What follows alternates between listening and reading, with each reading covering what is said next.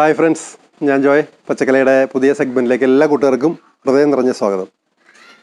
ഇന്ന് ഞാൻ നിങ്ങളെ കാണിക്കാൻ ഉദ്ദേശിക്കുന്നത് മറ്റൊരു കലയാണ്. ആ കല നിങ്ങളെ വിസ്മയവും ആവേശവും കൊള്ളിക്കും, ഉദ്യാനപ്രേമികൾക്ക് വളരെ ഇഷ്ടപ്പെടും എന്ന പ്രതീക്ഷയിലാണ് ഞാൻ അവതരിപ്പിക്കുന്നത്. നമുക്കുടനെ വീഡിയോയിലേക്ക് പോകാം. അപ്പം ഞാൻ ഇന്ന് നിങ്ങളെ കാണിക്കുന്ന കല ഒരു ബാംബു പ്ലാന്റർ ഉണ്ടാക്കുക എന്നുള്ളതാണ്. ബാംബു പ്ലാന്റർ ഉണ്ടാക്കാൻ നമ്മൾ ബാംബു അല്ല ഉപയോഗിക്കുന്നത്, നമ്മൾ ആർട്ടിഫിഷ്യലായിട്ട് ഒരു ബാംബു ഉണ്ടാക്കിയെടുക്കുകയാണ് ചെയ്യുന്നത്. അതിന് നമുക്ക് വേണ്ടത് ഒരു PVC പൈപ്പാണ്. PVC പൈപ്പ് ഏകദേശം ഞാൻ എടുത്തിട്ടുള്ളത് ഒരു വളരെ സ്വാഭാവികമായിട്ടുള്ള വണ്ണം ഉള്ള, അതായത് ഏകദേശം അതിൻ്റെ വ്യാസം ഡയമീറ്റർ ഒരു 3 ഇഞ്ച് വരുന്നതാണ് ഞാൻ എടുത്തിട്ടുള്ള ഒരു പീസ്. പിന്നെ അതിൻ്റെ ലെങ്ത്ത് നമുക്ക് ഏകദേശം 1 അടി ഡിസ്റ്റൻസിൽ നമുക്ക് നമുക്ക് കമ്പുകൾ ഇടാം, നോട്ട്സ് ഇടാം. അപ്പോൾ ആ നോഡ് ഇടാൻ വേണ്ടിയിട്ട് ഞാനിപ്പോൾ ഏറ്റവും ആദ്യം ഇടുന്നത് ഒരു 1/2 അടി മാറിയിട്ടാണ്. ഏറ്റവും അടിഭാഗത്ത് നിന്ന് ഒരു 1/2 അടി മുകളിലേക്ക് മാറി നമുക്കൊരു കമ്പ് വേണ്ടിടത്ത് മാർക്ക് ചെയ്യാം. ഒരു വട്ടത്തിൽ നമുക്ക് അവിടെ ഒരു നോഡ് ഉണ്ടാക്കിയെടുക്കണം. അതിന് വേണ്ടിയാണ് ഈ മാർക്കിങ്.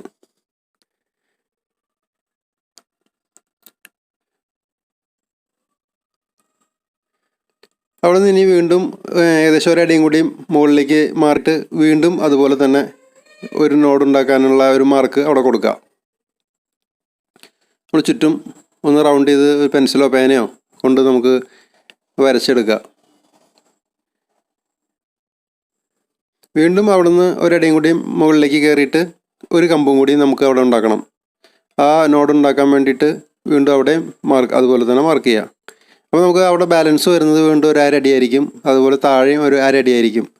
2 ഫുൾ ലെങ്ത്ത് കമ്പുകൾ അതിനുള്ള സ്ഥലം നമുക്കതിൻ്റെ സെൻറ്ററിൽ കിട്ടും. മൊത്തത്തിൽ നമുക്ക് 3 കമ്പുകൾ കാണത്തക്ക വിധത്തിലാണ് ഇതിൻ്റെ അറേഞ്ച്മെൻറ്റ്.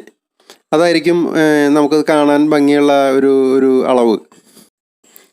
ഇപ്പോൾ നമ്മുടെ മാർക്ക് ചെയ്ത് കഴിഞ്ഞാൽ ഈ മുളയിൽ ഇനി നമുക്ക് ചെയ്യാനുള്ളത് ഒരു 3 കമ്പിൽ 3 കട്ടിങ് ഇടുക എന്നുള്ളതാണ്. ആ കട്ടിങ്ങിൻ്റെ ഭാഗം ഞാൻ പതുക്കെ ഒന്ന് മാർക്ക് ചെയ്തിട്ട് അതിൽ നമ്മൾ ആക്സോ ബ്ലേഡ് ഉപയോഗിച്ചോ അല്ലെങ്കിൽ കത്തി ഉപയോഗിച്ചോ നമുക്കത് മുറിക്കാന്ന് പറഞ്ഞാൽ ഫുള്ള് റൗണ്ട് മുറിക്കേണ്ട. ഒരു ചെറിയൊരു മുറിവ്, ഒരു 2 ഇഞ്ച് നീളം അല്ലെങ്കിൽ ഒരു 1.5 ഇഞ്ച് നീളത്തിലോ ഉള്ള ഒരു ചെറിയ മുറിവ് മാത്രമേ അവിടെ ഉണ്ടാക്കണ്ടോ. അപ്പോൾ ഒരു കമ്പിനുള്ള ഒരു മുറിവ് നമ്മളിപ്പോൾ മുറിച്ച് കഴിഞ്ഞു. ഏകദേശം ആ മുറിവിനൊരു 2 ഇഞ്ച് നീളമേ കാണുള്ളൂ, അത്രേ വേണ്ടൂ. പിന്നെ അതിൻ്റെ നേരെ ഓപ്പോസിറ്റ് നെക്സ്റ്റ് നോഡ് വരുന്നതിൻ്റെ നമ്മൾ ആദ്യം മുറിവിൻ്റെ നേരെ ഓപ്പോസിറ്റിലാണ് അതിൻ്റെ മുകളിലുള്ള കമ്പിൽ നമുക്ക് മുറിക്കേണ്ടത്. ഇവിടെയാണ് നമുക്ക് അടുത്ത മുറിവ് വരുന്നത്. നമ്മൾ ഓരോ കമ്പിലും മുറിക്കുമ്പോൾ ശ്രദ്ധിക്കേണ്ട കാര്യം, ഒരു കമ്പ് ഒരു മുളയുടെ റൈറ്റ് സൈഡിലാണെങ്കിൽ നെക്സ്റ്റ് അതിൻ്റെ തൊട്ട് മുകളിൽ നിൽക്കുന്ന കമ്പ് ലെഫ്റ്റിലായിരിക്കും. അതാണ് ഞാൻ പറഞ്ഞ ആദ്യം മുറിച്ചതിൻ്റെ നേരെ ഓപ്പോസിറ്റ് മുകളിലേക്ക് കയറി മുറിക്കുക എന്നുള്ളത്. ഇപ്പോൾ രണ്ടാമത്തെ കമ്പ് നമ്മളിവിടെ ചെറിയൊരു മുറിവ് ഇട്ടു, 2 ഇഞ്ച് നീളം തന്നെ അതിനും വേണ്ടു.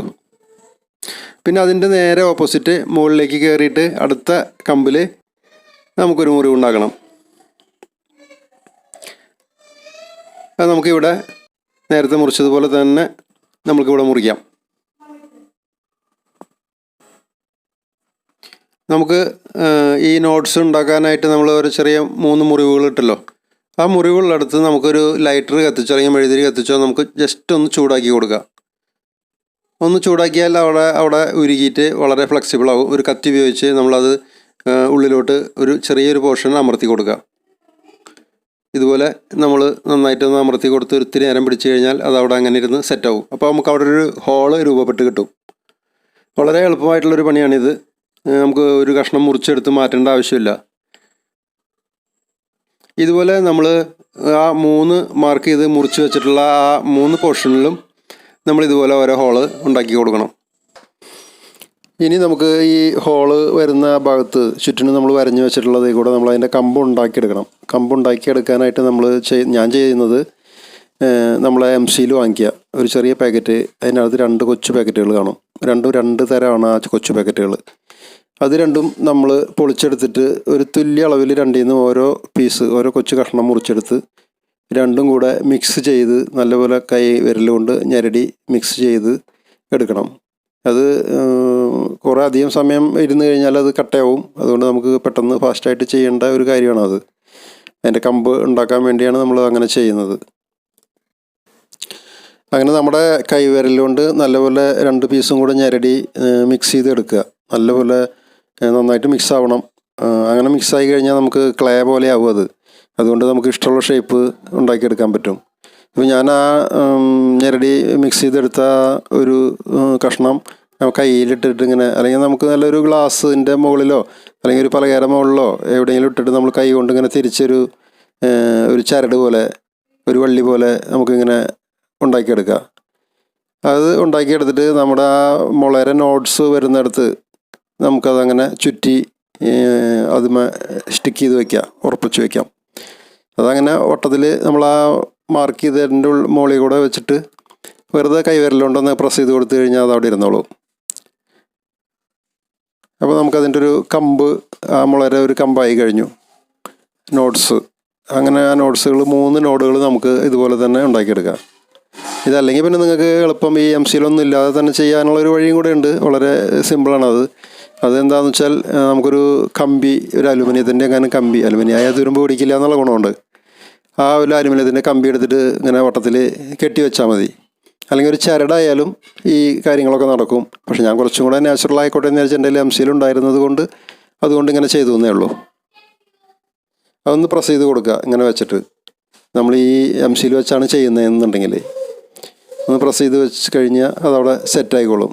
ഒരു അരമണിക്കൂറൊക്കെ കഴിയുമ്പോഴത്തേക്ക് അത് നല്ലപോലെ ഉറച്ച് പാറ പോലെ ആയിക്കോളും. ഇനി നമ്മൾ 3 കമ്പിലും അങ്ങനെ ചരട് പോലെ ഉണ്ടാക്കിയിട്ട് നമ്മൾ ചുറ്റി ഉറപ്പിച്ചതിന് ശേഷം പിന്നെ വീണ്ടും ഒരു പീസ് എടുത്തിട്ട് ഒരു കൊച്ചു പണിയും കൂടി ഉണ്ട്. അതെന്താണെന്ന് വെച്ചാൽ ഈ കയ്യിലെടുക്കുന്ന ഒരു കഷ്ണം ഇതുപോലെ പതിച്ച് ഒരു ഇച്ചിരി കടലാസ് കനത്തിൽ നമ്മൾ പതിച്ച് ഒരു ഏകദേശം ഒരു ട്രയാങ്കിൾ ഷേപ്പിൽ ഉണ്ടാക്കിയിട്ട് നമുക്ക് ആ കമ്പ് ഹോള് വരുന്നതിൻ്റെ തൊട്ട് താഴെയായിട്ട് ഇതുപോലെ നമ്മൾ ആ കയ്യിലിട്ട് പതിച്ചുണ്ടാക്കിയ ആ ഒരു പീസ് ഒട്ടിച്ചു കൊടുക്കണം. ഏകദേശം ഒരു ട്രയാങ്കിൾ ഷേപ്പിലാണ്. അതായത് അവിടെ ഒരു കമ്പ്, ഒരു ബ്രാഞ്ച് ആ മെയിൻ ട്രങ്കിൽ നിന്ന്, ആ മുളയിൽ നിന്ന് ഒരു കമ്പ് ഉണ്ടാവും സാധാരണ. അതിനെയാണ് നമ്മൾ കമ്പെന്ന് പറയണത്, ഒരു മുള്ള്. അത് നമ്മൾ വെട്ടിക്കളയോ അറുത്ത് കളയോ ചെയ്യുമ്പോഴത്തേക്ക് അതിൻ്റെ ഒരു ബേസ് അവിടെ ഒരു ലേശം തടിപ്പിൽ അവിടെ നിൽക്കും. അത് നമുക്ക് പെയിൻറ്റ് ചെയ്ത് അതുപോലെ ആക്കിയെടുക്കാൻ വേണ്ടിയിട്ടാണ് അവിടെ.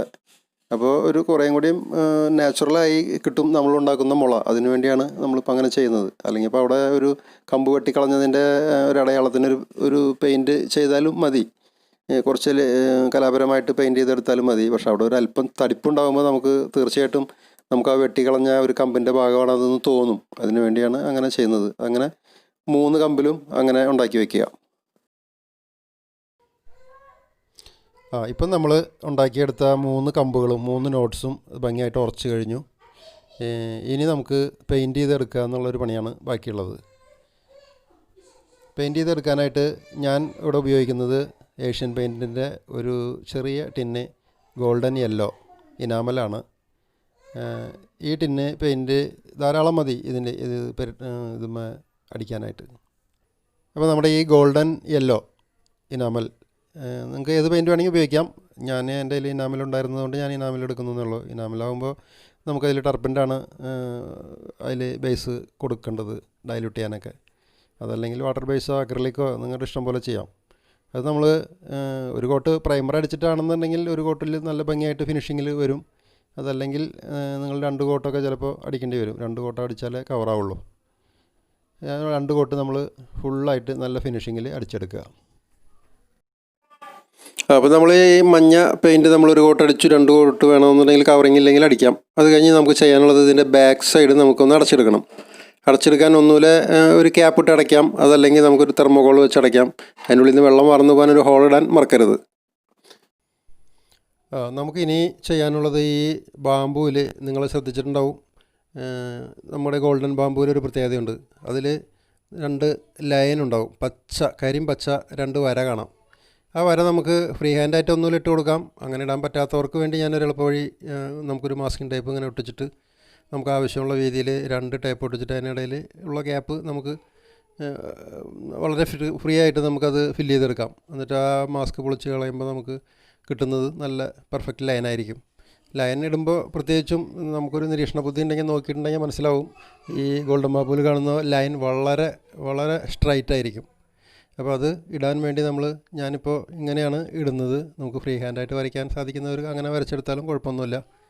2 ലൈനോ അല്ലെങ്കിൽ 3 ലൈനോ കാണും. മിക്കവാറും 2 ലൈൻസാണ് അങ്ങനെ കാണാറുള്ളത്. നമ്മളിങ്ങനെ ടേപ്പ് ഒട്ടിച്ച് അതിനിടയിൽ കാണുന്ന ആ ഗ്യാപ്പിലാണ് നമുക്ക് നല്ല പച്ച പെയിൻറ്റ്, നല്ല ഡാർക്ക് ഗ്രീൻ ആയിരിക്കുക. ഡാർക്ക് ഗ്രീൻ എടുത്തിട്ട് നമുക്കൊരു ലൈൻ ഇട്ട് കൊടുക്കുക. ഇപ്പോൾ നമ്മുടെ 2 നോഡുകൾക്ക് ഇടയിൽ വരുന്ന പാർട്ടുകൾ നമ്മളിങ്ങനെ ഒരു ലൈൻ ഇട്ടിട്ട് അതിനോട് ചേർത്തൊരു കുറച്ചും കൂടി വീതി കുറഞ്ഞ മറ്റൊരു ലൈൻ കൂടി ഇട്ട് കൊടുക്കുക. 2 ലൈൻ വരുന്നതായിരിക്കും അതിൻ്റെ ഭംഗി. സാധാരണ അങ്ങനെയാണ് കാണാറുള്ളത്. അപ്പോൾ നമ്മൾ ഈ 2 നോഡുകൾക്കിടയിൽ വരുന്ന എല്ലാ പാർട്ടിലും ഇത്തിരി അങ്ങോട്ടും ഇങ്ങോട്ടും മാറി ഒന്നിൻ്റെ തൊട്ട് നേരെ അടുത്തതിൽ വീഴരുത്. കുറച്ച് അങ്ങോട്ടും ഇങ്ങോട്ടൊക്കെ റൈറ്റിലേക്കോ ലെഫ്റ്റിലേക്കോ മാറ്റിയിട്ട് നമ്മൾ വീണ്ടും ഒരു ലൈൻ കൊണ്ട് ഇട്ട് കൊടുത്ത് അങ്ങനെ 2 ലൈൻ വീതമാക്കുക. എന്നിട്ട് നമുക്ക് അതിൻ്റെ കമ്പുകളൊക്കെ നമുക്ക് ഒരു വ്യത്യസ്തമായ ഒരു കളറ് ഇട്ട് നമുക്ക് കുറേ കൂടെ ഭംഗിയാക്കാം, ഒന്ന് എടുത്ത് കാണിക്കുന്ന വിധത്തിലുള്ള. പിന്നെ അതിൻ്റെ കമ്പുമായ ഒരു ട്രയാങ്കിൾ ഷേപ്പിൽ നമ്മൾ ഒരു എംസിൽ വെച്ചിട്ടുണ്ടായിരുന്നു. അവിടെയും സ്യൂട്ടബിൾ ആയിട്ടുള്ള ഒരു കളറ് നിങ്ങൾക്ക് ഇഷ്ടം പോലെ അടിച്ചെടുക്കുക. ഇനി മുളയുടെ അടിവശത്ത് നമുക്ക് കുറച്ച് ചരൽ നിറയ്ക്കുക. വെള്ളം ഒഴുകി പോകാൻ വേണ്ടിയിട്ടാണ്, കെട്ടി നിൽക്കാതെ. നമ്മൾ സാധാരണ പോട്ടുകളിലൊക്കെ ചെയ്യുന്ന പോലെ തന്നെ ചെയ്യണം. ഇനി നമ്മൾ നമ്മുടെ പോട്ടിങ് സോയിൽ ഗാർഡൻ മിക്സർ നമ്മൾ അതിനുള്ളിൽ നിറയ്ക്കുക. സാധാരണ നമ്മൾ പോട്ടിങ് മിക്സർ തന്നെ, അതിന് പ്രത്യേകിച്ചൊന്നുമില്ല. മണ്ണും മണലും ചാണകപ്പൊടിയൊക്കെ ചേർന്ന മിക്സർ നമ്മൾ അതിൻ്റെ ഉള്ളിൽ നിറയ്ക്കുക. നമ്മൾ നിറയ്ക്കുമ്പോൾ ആദ്യത്തെ ഹോൾ വരെ ആദ്യം നിറയ്ക്കുക. അത് കഴിഞ്ഞിട്ട് നമുക്ക് അതിനകത്ത് ചെടി പിടിപ്പിക്കാം. ചെടി നമുക്ക് മുളയുടെ ലീഫുമായിട്ട് സൂട്ടബിളായിട്ട് തോന്നുന്ന വിധത്തിലുള്ള ചെടികൾ സെലക്ട് ചെയ്യുന്നതായിരിക്കും നല്ലത്. ഞാനിവിടെ സ്പൈഡർ പ്ലാന്റിൻ്റെ തൈകളോ അല്ലെങ്കിൽ ഞാൻ എടുത്തിട്ടുള്ളത് ഫിംഗർ പ്ലാന്റ് എന്ന് പറഞ്ഞാൽ ഏതാണ്ട് സ്പൈഡർ പ്ലാന്റ് പോലെ തന്നെ മിനിയേച്ചർ സ്പൈഡർ പ്ലാന്റ് എന്നൊക്കെ അതിനെ പറയുന്നുണ്ട്. ആ ഒരു ചെടിയാണ് ഞാൻ എടുത്തിട്ടുള്ളത്. അത് ഒരുപാട് ലീഫ് നീളത്തി വളരില്ല. നമ്മുടെ സ്പൈഡർ പ്ലാന്റ് ആകുമ്പോൾ ഒരുപാട് നീളത്തി വളരുന്നതാണ്. അപ്പോൾ അതിന് സൂട്ടായിട്ടുള്ളത്, ആപ്റ്റായിട്ടുള്ള ഒരു പ്ലാന്റ് നിങ്ങൾ തിരഞ്ഞെടുത്തിട്ട് അതിൻ്റെ കമ്പുകളിലൊക്കെ വെച്ചെടുക്കുക. ഇനി അടുത്ത 2 കമ്പുകളിൽ നമ്മളിതുപോലെ തന്നെ മണ്ണിട്ട് ചെടി വയ്ക്കുക. ഇനി നമുക്ക് മുളയുടെ പണി പൂർത്തിയായി. നമുക്കതൊരു പാത്രത്തിൽ ഭംഗിയായിട്ട് ഡിസ്പ്ലേ ചെയ്യണം, നന്നായിട്ട് സെറ്റ് ചെയ്യണം. അതൊരു കോൺക്രീറ്റ് ഇട്ട് ഉറപ്പിക്കുകയോ അതിൻ്റെ മുകളിൽ കോൺക്രീറ്റ് കാണാത്ത വിധത്തിൽ എന്തെങ്കിലും ഡെക്കറേഷൻ കൊണ്ടുവരികയൊക്കെ ചെയ്യാം നിങ്ങൾക്ക്. ഞാനിവിടെ ഒരു പരന്ന പ്ലേറ്റാണ് എടുത്തിട്ടുള്ളത്. അതിനകത്ത് കുറച്ച് മണ്ണൊക്കെ ഇട്ടിട്ട് അതിൻ്റെ മുകളിൽ പായൽ പിടിപ്പിച്ച് ഭംഗിയാക്കാമെന്നാണ് ഞാൻ ഉദ്ദേശിക്കുന്നത്. നിങ്ങളുടെ ഭാവന പോലെ നിങ്ങൾക്ക് എങ്ങനെ വേണമെന്നുണ്ടെങ്കിലും അത് ഭംഗിയായി സെറ്റ് ചെയ്യാം. ഇപ്പോൾ നമുക്ക് മനോഹരമായിട്ടുള്ളൊരു മുളംകുറ്റി, ഒരു ഗോൾഡൻ ബാമ്പുവിൻ്റെ ഒരു പീസ് നമുക്ക് കിട്ടി. അത് നമുക്ക് വളരെ റിയലായിട്ട് അത് ഗോൾഡൻ ബാമ്പു തന്നെയാണെന്ന് തോന്നത്തക്ക വിധത്തിലാണ് നമ്മളിതിൻ്റെ പണികളൊക്കെ ചെയ്തിട്ടുള്ളത്. ഇത് വളരെ മനോഹരമായിട്ട് നമുക്ക് നമ്മുടെ ഉൾത്തളങ്ങളെ, വീടുകളെ അലങ്കരിക്കാവുന്നതാണ്.